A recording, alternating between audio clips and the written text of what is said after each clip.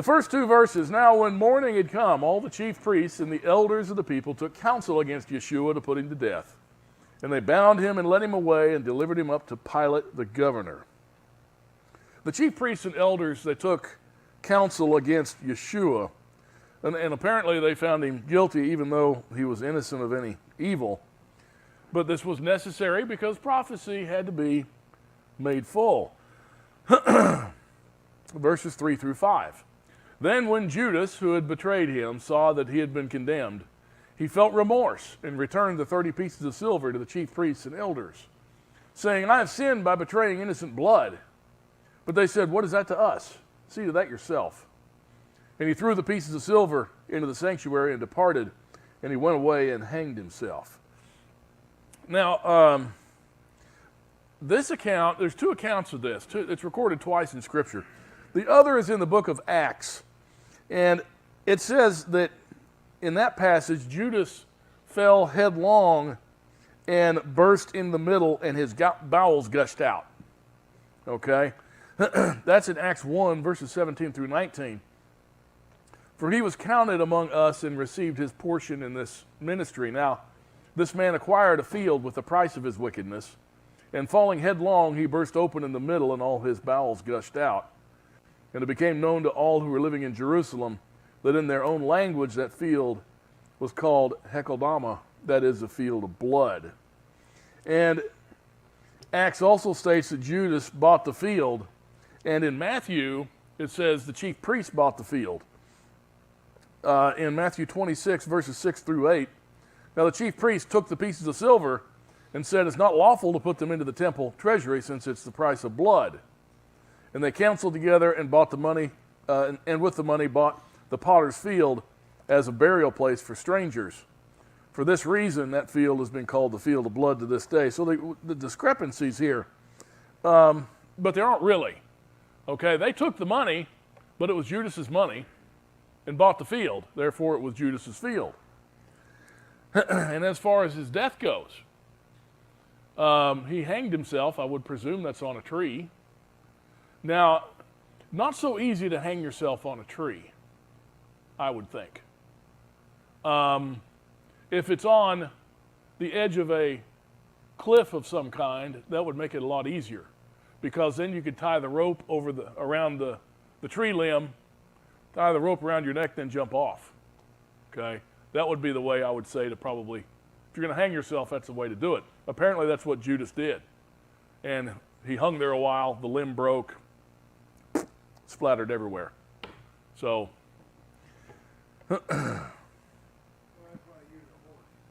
or use a horse, yeah, they didn't think of that, because they hadn't had Westerns yet in that day.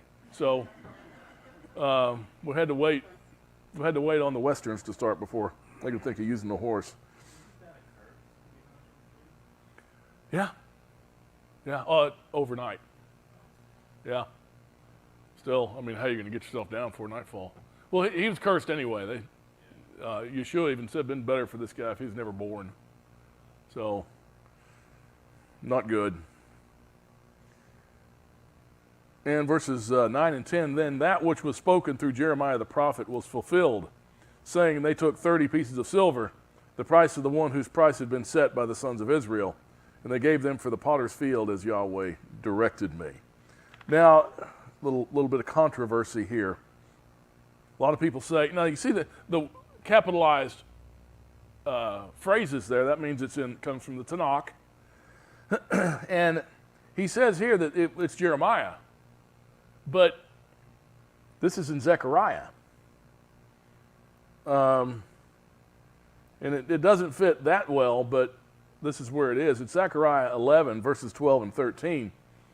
And I said to them, if it is good in your sight, give me my wages, and if not, never mind. So they weighed out 30 shekels of silver as my wages. Then Yahweh said to me, throw it to the potter, that magnificent price at which I was valued by them. So I took the 30 shekels of silver and threw them to the potter in the house of Yahweh.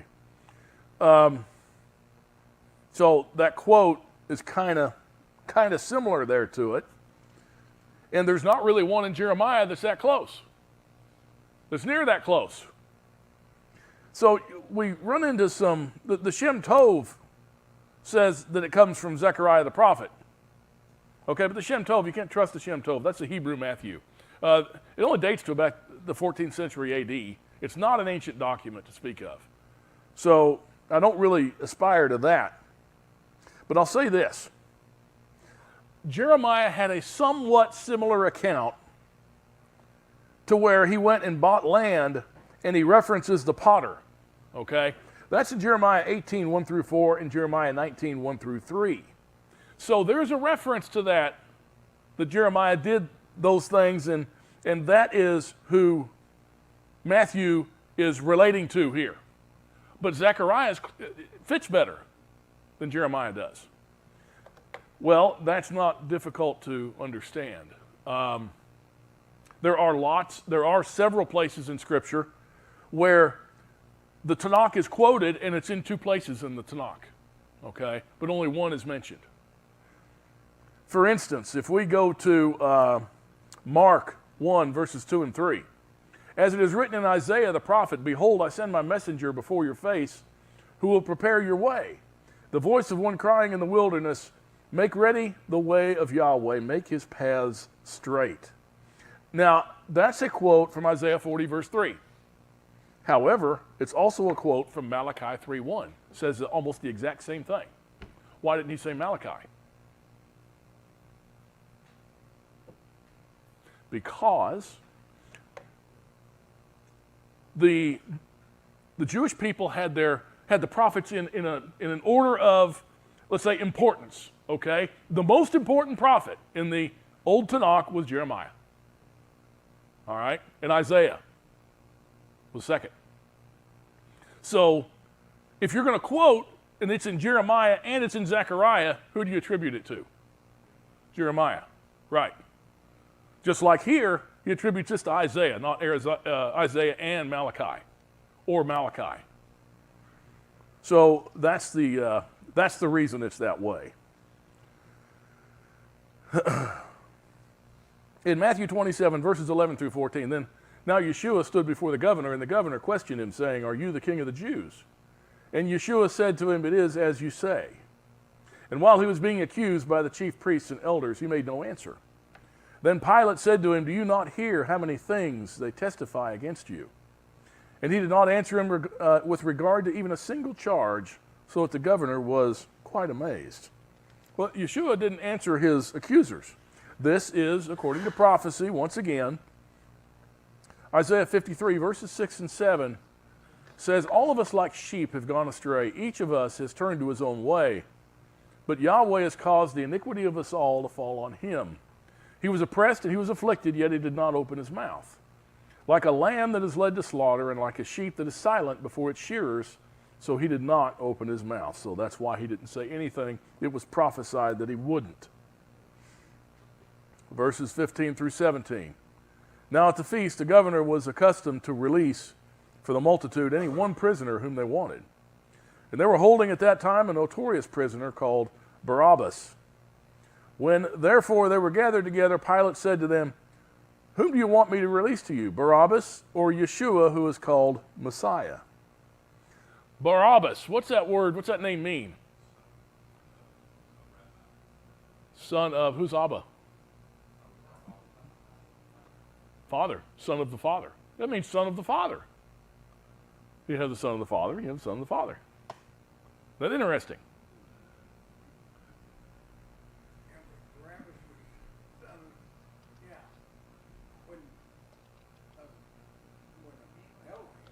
No, but that's what his name means, son of the Father. And they wanted the real son of the Father killed. You know, some people say, Barabbas, he was a hated murderer. By golly, Pontius Pilate just knew. He thought he could save Jesus. I'm going to get that vile Barabbas out here, that vile critter. He's a murderer. They're not going to want him. Surely they're going to get Jesus back. I feel sorry for Jesus. Isn't that what's portrayed in Scripture? I mean, behind pulpits? Isn't that the way you've been taught? Yeah, murderer. You know what? You know who he killed? There was what the Jews were rebelling against the Romans. And there was huge insurrection against the Romans. He killed a bunch of Romans in that insurrection. Look in Mark 15, verse 7. And the man named Barabbas had been imprisoned with the insurrectionists who had committed murder in the insurrection. This was Rambo. He brought out Rambo, their war hero. Okay? That's who it was. Who do you want, your war hero or this guy that says he's your king? Who do you want? They said, give us Rambo. That's who they wanted.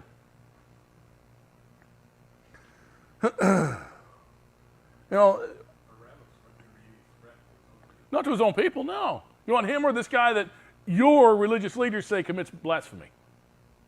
Who should I release? Well, Yeshua had a lot of followers, but where were they? They were hiding under their desks, under their beds, okay? They'd scattered. And this crowd was plagued with followers of the Pharisees, and they were their yes men. And Pilate, he's on the side of the chief priests, but he wanted everyone to know, especially the chief priests, who's in charge, okay? He wanted them to know who's in charge. That's him. He mockingly called Messiah King of the Jews to an antagonistic crowd. And then he had Yeshua scourged after he pronounced a death penalty on him. Look what in Mark's account, Mark 15, starting at verse 8, and the multitude went up and began asking him to do as he had been accustomed to do for them. And Pilate answered them, saying, do you want me to release for you the king of the Jews? For he was unaware that the chief priests had delivered him up because of envy. But the chief priests stirred up the multitude to ask him to release Barabbas for them instead. And answering again, Pilate was saying to them, then what shall I do with him whom you call the king of the Jews? And they shouted back, crucify him. But Pilate was saying to them, why? What evil has he done? But they shouted all the more, crucify him. And wishing to satisfy the multitude, Pilate released Barabbas for them. And after having Yeshua scourged, he delivered him to be crucified. See, this whole thing of this Pilate, I'm between a rock and a hard place. Man, I don't know what to do. I really want to let this Jesus go. I tried. I brought out this criminal. They wanted the criminal instead of him. I don't know why they hate him so much. Isn't that what you were taught? It's what I was taught. It was just the opposite. Pontius Pilate was a murderous, savage, evil man. And when we go over the book of Luke, we're going to study that more in depth as to how evil he was. For him to have 100 Jews killed before breakfast was not a big deal. Okay? Was not a big deal at all. He was evil. He wanted the alleged king of the Jews, he wanted the chief priest, he wanted that crowd to know who was in charge. It's him. In his mind, anyway. Verses 18 and 19. For he knew that because of envy, they had delivered him up, and while he was sitting on the judgment seat, his wife sent to him, saying, have nothing to do with that righteous man, for last night I suffered greatly in a dream because of him. You know, Pilate's wife is having dreams pertaining to Yeshua. It's interesting. She refers to him as a righteous man. Pilate apparently already told her that Yeshua is a righteous man. That's where she had to get it from him. And he's going to crucify him anyway. Okay? That's all his plan was. His wife said she had nightmares about this. And apparently, his wife having nightmares affected his demeanor toward Yeshua. And he was mocking him the whole time. Now he takes a little different demeanor. Pilate and his wife were very, very, very superstitious. Gods were everywhere. You know, the gods were in his favor. He didn't want to lose the gods' favor. Verses 20 and 21. But the chief priests and the elders persuaded the multitudes to ask for Barabbas and put Yeshua to death. But the governor answered and said to them, which of the two do you want me to release for you? And they said, Barabbas.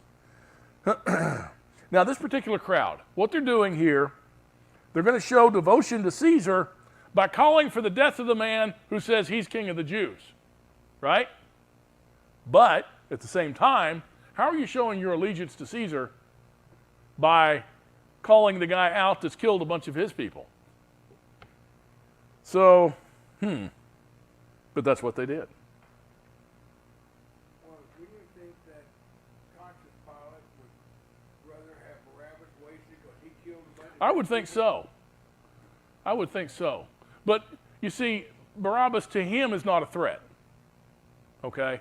This guy who claims to be king of these people he's ruling, that's a threat. That's a threat to him. Pilate said to them, "What shall I do with Yeshua, who is called Messiah?" They all said, "Let him be crucified." And he said, "Why? What evil has he done?" But they kept shouting all the more, saying, "Let him be crucified." And when Pilate saw that he was accomplishing nothing, but rather that a riot was starting, he took water, washed his hands in front of the multitude, saying, "I'm innocent of this man's blood. See to that yourselves." You know, I think since his wife's having dreams, being disturbed by this, and like I'm telling you, they're superstitious people, and now he's getting a little leery of things and getting a little spooked. And he does this hand-washing thing, which I think is a superstition, thinking that the gods will cleanse him of this act of this righteous man who now has him scared. That's what I think is happening here.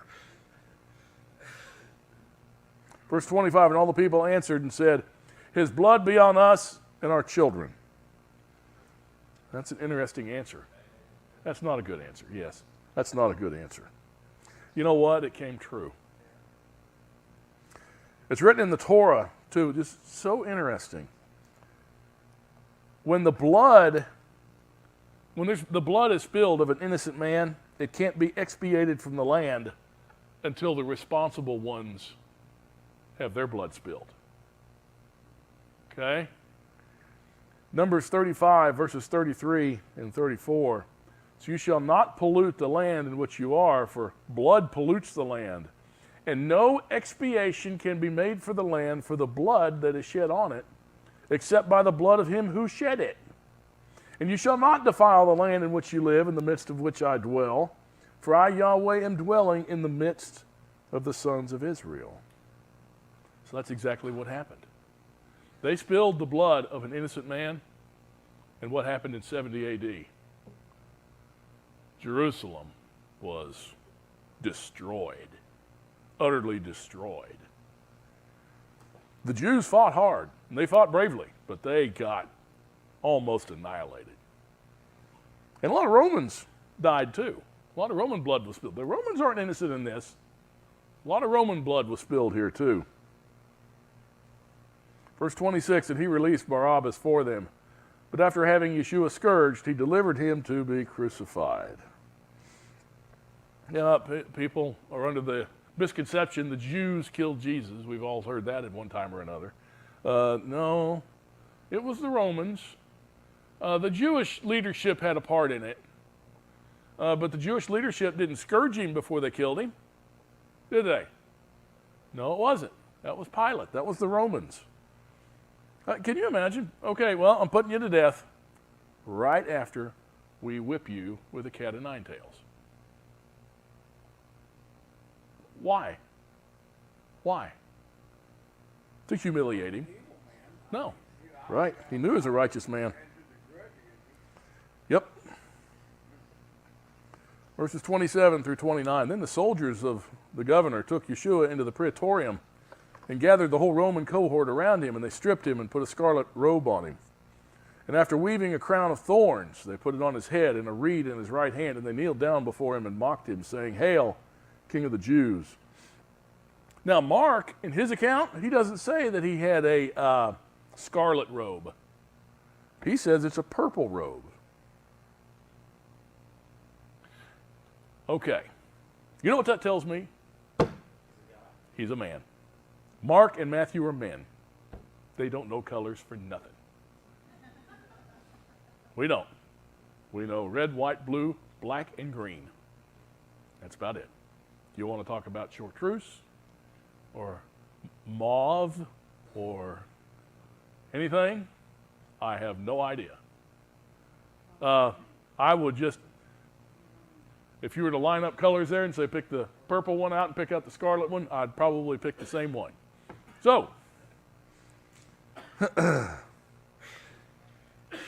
and by the way, it's not uncommon for those two Greek words for scarlet and purple to be interchanged. So, the Greek language was written by men even. So, verse 30, and they spat on him and took the reed and began to beat him on the head. And after they'd mocked him, they took his robe off and put his garments on him and led him away to crucify him. And as they were coming out, they found a man of Cyrene named Simon, whom they pressed into service to bear his cross, or his stake. Now the torture that Yeshua suffered was great, and it was prophesied that he would be marred more than any man. That's in Isaiah 52, verses 13 and 14. Behold, my servant will prosper. He'll be high and lifted up and greatly exalted. Just as many were astonished at you, my people, so his appearance was marred more than any man, and his form more than the sons of men. Verses 33 and 34, and when they had come to a place called Golgotha, which means place of a skull, they gave him wine to drink mingled with gall, and after tasting it, he was unwilling to drink. Why did he not drink that? He took the Nazirite vow. Because that would have eased the pain a little bit.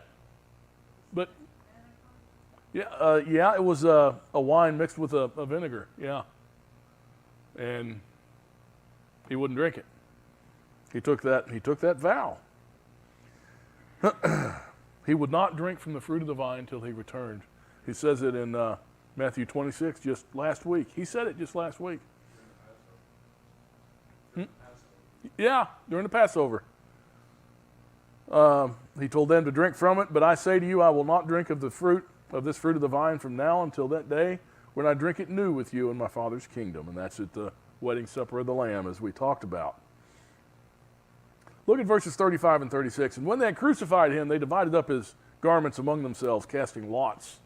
And sitting down, they began to watch over him there. Now, the enemies of Yeshua here, they indulge themselves in the most vile of all ways. Pull up a chair. I'm going to watch you die. Now, that's nasty. That's nasty. Verse 37. And they put up above his head the charge against him, which read, "This is Yeshua, the King of the Jews." At that time, 2 robbers were crucified with him, one on the right and one on the left. And those passing by were hurling abuse at him, wagging their heads and saying, "You who are going to destroy the temple and rebuild it in 3 days, save yourself. If you are the son of Elohim, come down from the stake." You know, that sign of Yeshua being King of the Jews, as it was written, was evidently done to mock him even further. And he could aggravate the Pharisees. So you get 2 birds with 1 stone. Okay? That's just what he wanted. That makes him happy twice over. The 2 robbers being crucified, they were mocking him also. Verse 41, in the same way, the chief priests also, along with the scribes and elders, were mocking him and saying, "He saved others, he cannot save himself. He's the King of Israel, let him come down from the stake and we'll believe him. He trusts in Elohim, let him deliver him now, if he takes pleasure in him. For he said, I am the son of Elohim." Do you know what they're saying here? You know what they're mocking? Yeah, but what are they? Notice this is a quote. At the bottom here. He takes pleasure in him. For he said, I'm the son of Elohim. Where did they get that from? When he was baptized. They're making fun of what the Father said. That's what they're doing. In Matthew 3, verses 16 and 17. And after being baptized, Yeshua went up immediately from the water, and behold, the heavens were opened. He saw the Spirit of Elohim descending as a dove and coming upon him. And behold, a voice out of the heavens saying, "This is my beloved Son, in whom I am well pleased." That's what they're mocking. If he takes pleasure in him.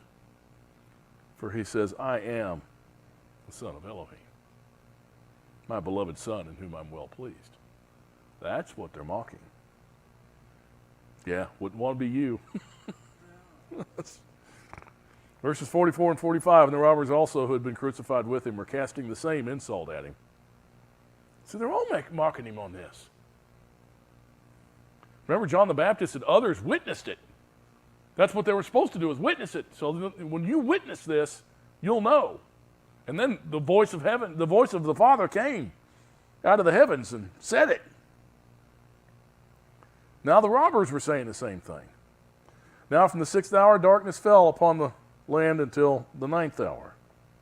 You know, some people say darkness here. Of course, you're talking about a 3-hour darkness. You can't have an eclipse, a solar eclipse that lasts very long. And you certainly can't have a solar eclipse at Passover. Okay, that's impossible. Why? Because the moon's on the opposite side of the earth. You got the earth here. When you have a full moon, the moon's over here, the sun's over there. Okay? It's impossible. The only time you can have a solar eclipse is when you have the earth here, the sun here, and the moon goes whoop in between you. But not because we have a full moon at Passover. Impossible. So it wasn't an eclipse of any kind. It was a supernatural event. When they say it's a supernatural event, it is. It's interesting. Phlegon, remember Phlegon, right? He was a historian who lived in the 1st century. There are 2 books credited to his name, Chronicles and the Olympiads. Little is known about Phlegon, but he made reference to Messiah. The first 2 quotes are unique to Origen, and the last quote below is recorded by Origen and Philopon. Phlegon mentioned the eclipse which took place during the crucifixion of Master Yeshua and no other eclipse. It's clear he did not know from his sources of any similar eclipse in previous times, and this is shown by the historical account of Tiberius Caesar. So this guy in the 1st century recorded that everything went dark for 3 hours. Thallus, circa AD 52, wrote a history about the Middle East from the time of the Trojan War to his own time. The work has been lost, and the only record we have of his writings is through Julius Africanus, AD 221. Below, Julius Africanus refers to Messiah's crucifixion and the darkness that covered the earth prior to his death. We read, this dark Thallus in the 3rd book of his history calls, as it appears to me without reason, an eclipse of the sun. For the Hebrews celebrated Passover on the 14th day according to the moon, and the passion of our Savior falls on the day before Passover, but an eclipse of the sun takes place only when the moon comes under the sun. It cannot happen at any other time, but in the interval between the first day of the new moon and the last of the old, that is, at their junction. How then should an eclipse occur when the moon is almost diametrically opposite the sun? So we have another guy who wrote about this in that day. I just found that interesting. They write about that eclipse in the middle of the Hebrew month, which is impossible. And they even say that. It's impossible. Going back to Matthew 27, verses 46 and 47. And about the 9th hour, Yeshua cried out with a loud voice, saying, Eli, Eli, lama sabachthani. That is, my Elohim, why have you forsaken me?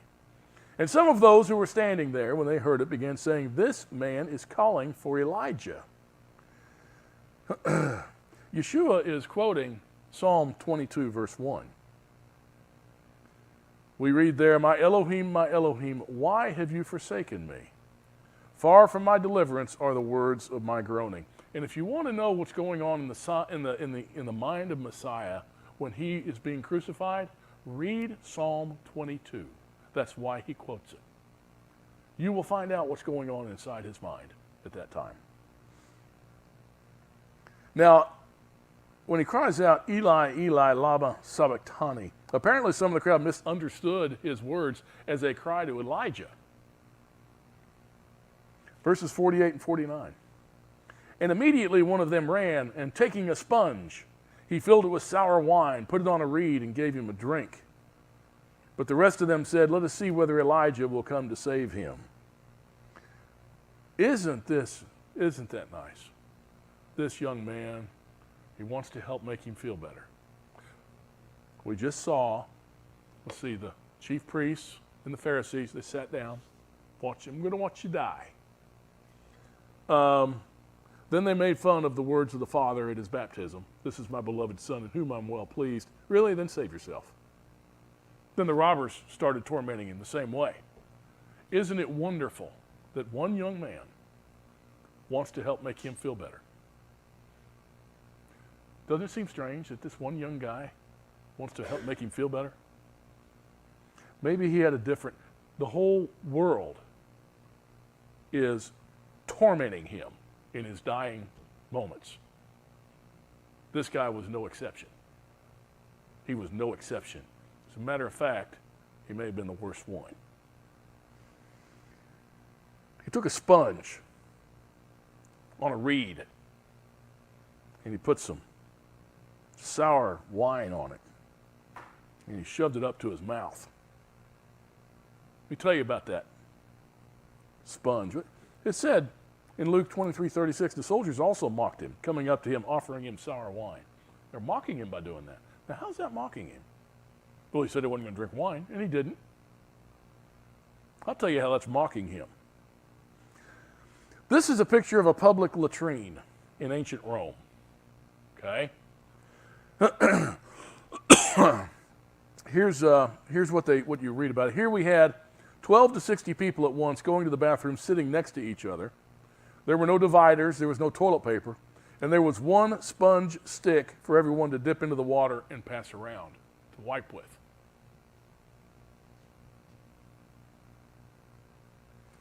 Roman latrines. Bathhouses had large public latrines, often with marble seats over channels, whose continuous flow of water constituted the first flush toilets.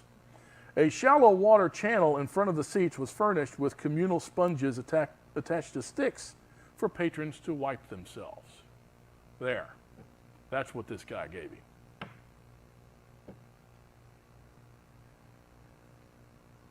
Verses 50 and 51. And Yeshua cried out again with a loud voice and yielded up his spirit, his life. And behold, the veil of the temple was torn in two from top to bottom, and the earth shook, and the rocks were split. You know, the veil's torn from top to bottom, and a lot of people, I've heard a lot of sermons on that. Okay? People like to write a lot of sermons about that. The common Christian belief, this is done to show that man can now come into the presence of Elohim, and he doesn't need a high priest. Were you taught that? Through the blood of Jesus. See, that can't be true, because we do need a high priest. Yeshua is now our high priest. Hebrews 5, 8 through 10 says, although he was a son, he learned obedience from the things which he suffered. And having been made perfect, he became to all those who obey him the source of eternal salvation. Being designated by Elohim as a high priest according to the order of Melchizedek. You know, the tearing of his flesh allows us into the holy place, not the Holy of Holies. In Hebrews 10, verses 19 and 20, since therefore, brethren, we have confidence to enter the holy place by the blood of Yeshua, by a new and living way which he inaugurated for us through the veil, that is, his flesh. There was the holy place, then the Holy of Holies. He's saying we can enter the holy place like that. Still only the high priest goes into the Holy of Holies. All right? We can only access the Father through the high priest, which is Melchizedek, after the order of Melchizedek, which is Yeshua. John 14, verse 6, Yeshua said to him, I'm the way, the truth, and the life. No one comes to the Father but through me. Now, the veil leading to the Holy of Holies is spoken of here in this passage, and that's what's torn from top to bottom.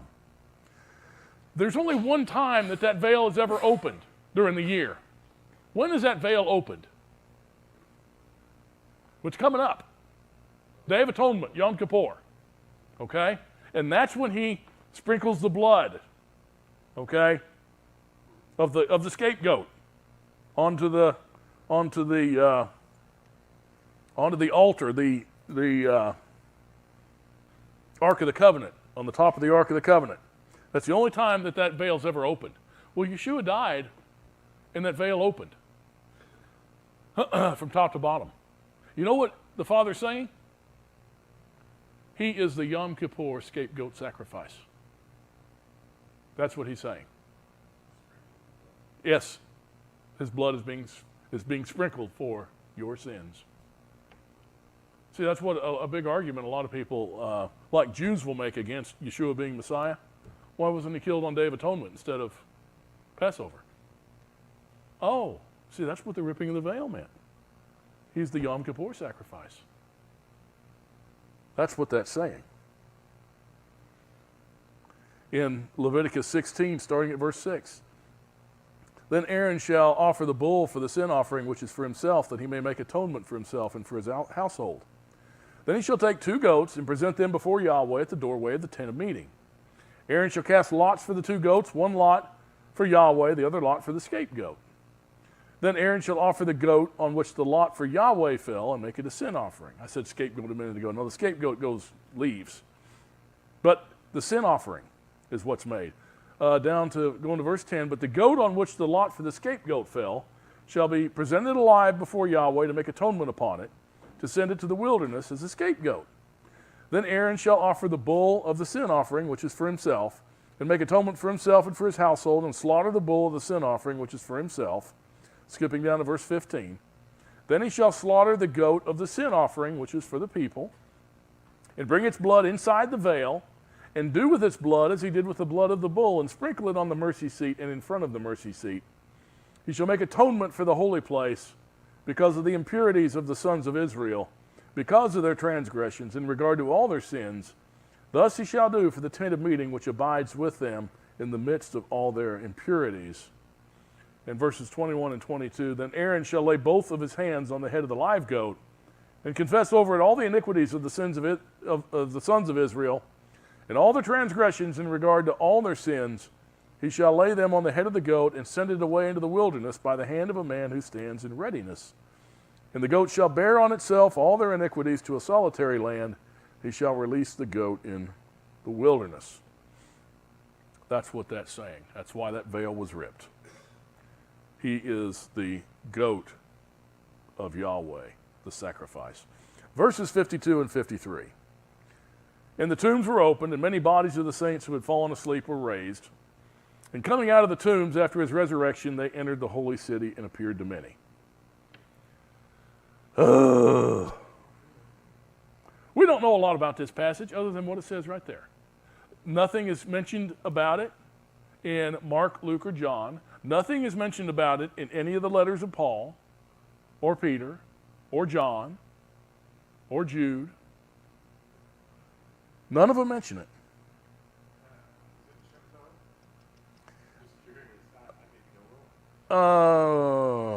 Let me see. What do my notes say here if I looked at Shem Tov? Well, it's also included in the earliest copies of Matthew. It can't be dismissed as a later edition. There are so many problems with this, though. There's no historical accounts of this record anywhere. No one talked about it. No one mentioned it. The way this passage reads in the Greek, it states that the saints were resurrected right at the death of Messiah at that time. You know what that would mean? They are the first fruits of the resurrection, not Messiah. Isn't that what that would mean? Why wouldn't these resurrected saints have joined the disciples, at least, say, at Pentecost? Why didn't they go meet with the disciples when they're hiding away? Why didn't they at least go to Mary? So here I am. There's no record of anything. We're not told who they are. You know, doesn't say Noah, Moses, Elijah, Elisha, and Zerubbabel. I just like saying Zerubbabel.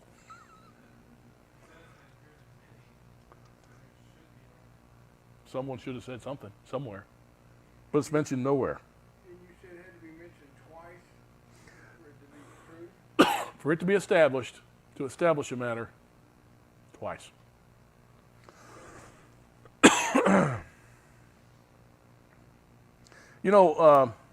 50 days after this, at the Feast of Pentecost, Peter gives up and gives an impassioned speech about how David died almost 1,000 years earlier. But there's no mention of David walking around and Peter talking to him. Okay, haven't been resurrected or anything. So I got a problem with the passage. Many bodies of the saints who had fallen asleep were raised. The bodies were resurrected. That's interesting. Like Lazarus, when Lazarus was resurrected, his body wasn't resurrected. It said Lazarus was resurrected. It's almost like this is resurrection. Well, zombies could be zombies too. I think the text was inserted into the Matthew early on, after it was initially written. I think they're trying to imply that the souls of these saints came back into their bodies in order to perpetuate the myth of an eternal soul. I think that's what it was trying to do. I have difficulty seeing any other motive because I don't believe it belongs there. Let's leave these verses out. Let's look at how verses 50 through 54 read without this, all right? And Yeshua cried out again with a loud voice and yielded up his spirit. And behold, the veil of the temple was torn in two from top to bottom. Now the centurion and those who were with him, keeping guard over Yeshua, when they saw the things that were happening, became very frightened and said, truly this was the Son of Elohim. Sure flows good, doesn't it? Sure flows good. It's strange that a passage would be inserted soon after the writing of Matthew, but it happened at the end of Matthew too, with the Great Commission. That was inserted in sometime after the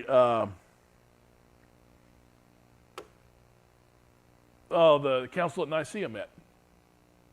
The Great Commission, go therefore to all the nations, baptizing them in the name of the Father, Son, and Holy Spirit. Okay, we're going to talk about that, but that was inserted 300 years after Matthew was written, or 200 some odd years afterward. So to say that passage was inserted too, okay, I could kind of see that, possible. Now let's go with 54 through 56. We just read 54. And many women were there looking on from a distance who had followed Yeshua from Galilee, ministering to him, among whom was Mary Magdalene, along with Mary, the mother of James and Joseph, and the mother of the sons of Zebedee. Now the darkness on the earth, as well as tearing the veil from top to bottom, that is displaying the wrath of Elohim. Even his enemies recognized who Yeshua was at that time. Verses 57 and 58, and when it was evening, there came a rich man from Arimathea, named Joseph, who himself had also become a disciple of Yeshua. This man went to Pilate and asked for the body of Yeshua. Then Pilate ordered it to be given over to him. Now the account of this given in Mark and Luke reaffirm that this was on the preparation day, okay? It was on Passover day. That's the preparation day for the Feast of Unleavened Bread.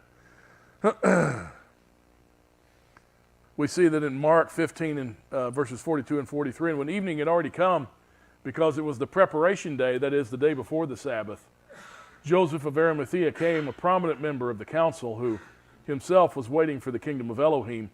He gathered up courage and went in before Pilate and asked for the body of Yeshua. Now, in John's account, we're told it was a high Sabbath. Now, the word for high there is, it's there in John 19:31. For that Sabbath was a high Sabbath. That word for high is the word megas. It means great. For that was a great Sabbath, meaning it was the first day of Feast of Unleavened Bread. It wasn't just a weekly Sabbath. Yeah, it means greater. For that Sabbath was greater. Going back to Matthew 27, verses 59 through 61. And Joseph took the body and wrapped it in a clean linen cloth and laid it on his own new tomb, or in his own new tomb, which he had hewn out in the rock. And he rolled a large stone against the entrance of the tomb and went away. And Mary Magdalene was there, and the other Mary sitting opposite the grave. You know, it was prophesied he would be buried in a rich man's tomb. Isaiah 53, verse 9, his grave was assigned with wicked men, yet he was with a rich man in his death, because he had done no violence, nor was there any deceit in his mouth. Verses 62 through 64. Now on the next day, which is the one after the preparation, the chief priests and the Pharisees gathered together with Pilate and said, Sir, we remember that when he was still alive, that deceiver said, After 3 days I am to rise again. Therefore give orders for the grave to be made secure until the third day, lest the disciples come and steal him away and say to the people, He's risen from the dead. And the last deception will be worse than the first. So the chief priests and the Pharisees met with Pilate on the first day of the Feast of Unleavened Bread, which was the Sabbath. They didn't want the disciples to steal the body of Yeshua and claim he resurrected. In ending this chapter, Pilate said to them, You have a guard, go, make it as secure as you know how. And they went and made the grave secure, and along with the guard they set a seal on the stone. Everything was done to make absolutely certain that there would not be some kind of phony resurrection of any kind. A big rock was rolled over the entrance of the tomb. The tomb was sealed. Guards were placed at the entrance. Daniel was treated that way when he was thrown into the lion's den. In Daniel 6:17, a stone was brought, laid over the mouth of the den. The king sealed it with his own signet ring, with the signet rings of his nobles, so that nothing might be changed in regard to Daniel.